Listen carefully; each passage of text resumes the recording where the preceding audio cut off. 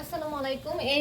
এই আয়রনটা নিয়ে মিনি আয়রনটা নিয়ে আমি অনেকগুলো প্রশ্ন পাইছি। তো প্রত্যেকের প্রশ্ন উত্তর আসলে দেওয়া সম্ভব হয় না, তাই একটা ভিডিওতেই আমি সব উত্তর দিয়ে দিব। প্রথমেই বলি যে আয়রনটার সাথে কি পাবেন।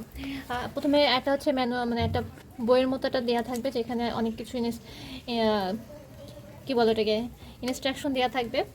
তারপরেই থাকবে হলো যে একটা কভার, ঠিক আছে। এটা কিন্তু হলো যে জাস্ট মেশিনের এই আয়রনটার এই জায়গাটা ঢেকে রাখার জন্য এই কভারটা ব্যবহার করা হয়, যাতে এই জায়গাটা ভালো থাকে। এছাড়া আর কিছুই না। অনেকে বলেছিলেন যে এটা দিয়ে হলো যে কাপড় আয়রন করা যায় কিনা, এটা মুখে লাগিয়ে। না, এটা হচ্ছে জাস্ট এই মেশিনটার কভার। আমি বারবার মেশিন হয়ে যাচ্ছে, মানে মেশিন দিয়ে কাজ করতে করতে আয়রন মুখে আসতেছে না। আর সাথে থাকবে হচ্ছে পানি দেওয়ার জন্য হলো গিয়ে একটা কাপ। এখন অনেক এক আপু প্রশ্ন করেছিলেন যে সবসময় পানি দেওয়া লাগবে কিনা। না, পানি দিবেন শুধুমাত্র যখন মাড়ালা কাপড় ইউজ করেন না, যখন শক্ত কাপড় থাকে তখন হলো যে পানিটা ব্যবহার করতে হয়। এরপরে দেখেন, এটা কিন্তু হলো যে ঘোরানো রয়েছে, এটাকে জাস্ট হালকা একটুভাবে এভাবে মুভ করলে এটা হলো যে এরকম লম্বা হয়ে যায়। দেখেন, এটা কিন্তু লম্বা হয়ে গেছে। এরপর এটা খুলে ফেলবেন। এই হলো যে আপনার প্লাগে দিয়ে এটাকে আগে হিট দিয়ে নেবেন।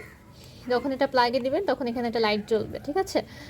আর পানি দেওয়ার জায়গাটা হচ্ছে এই যে এইখানে আপনারা পানি দিতে পারবেন। পানি দিয়ে এটাকে আটকায় দিবেন। আটকায় দেওয়ার পরে যখন আপনি আয়রন করবেন তখন হলো গিয়ে এটা যখন আপনি চাপ দিবেন তখন দেখবেন যে পানি বের হবে, ঠিক আছে।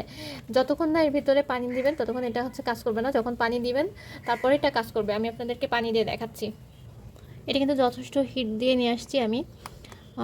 হিট দেওয়ার পরেই হচ্ছে আমি পানিটা দিচ্ছি, তবে আপনারা আগে পানি দিয়ে নেবেন, ঠিক আছে। আমার এখানে একটা ভুল হয়ে গেছে। হুম,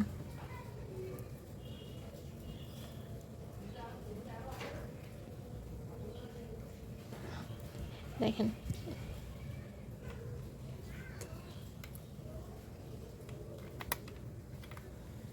হুম, আমি যখন প্রেস দিব তখন এই যে পানি পড়বে।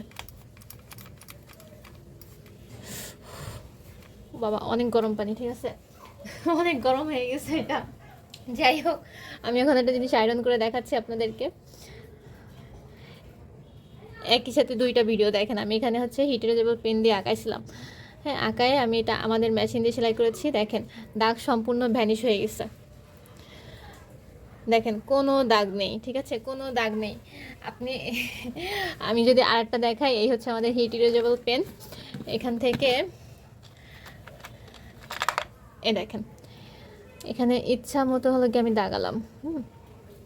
ফুল টুল আছে না, যে আমরা হচ্ছে ফুল টুল ডিজাইন করি, ডিজাইন করে হলো যে সেলাই করি। সেলাই করার পরে এই যে এবারে হচ্ছে এখানে আয়রন দিয়ে যখন আমি এরকম হিট দিব তখন হচ্ছে যে দাগটা ভ্যানিশ হয়ে যাবে। হ্যাঁ, দাগটা ভ্যানিশ হয়ে যাবে, দাগটা কিন্তু আর নেই।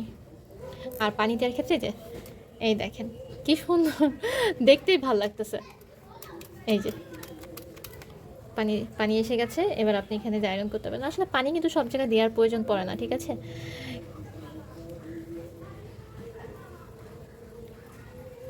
এখনও প্রচুর হিট আছে। ছোট হলে হবে কি আপনার হলো যে অনেক বেশি হিট হয়।